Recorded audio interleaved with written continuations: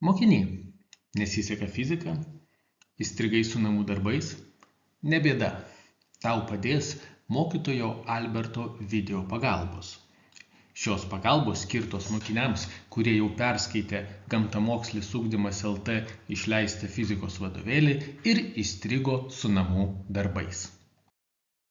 Šio epizodo pagalba yra temos 5.4 elektrinis laukas pratybų užduotis.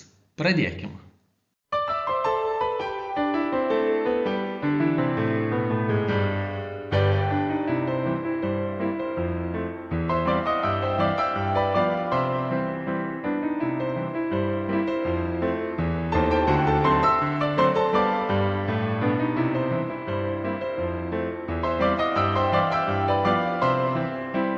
Buvo naudinga?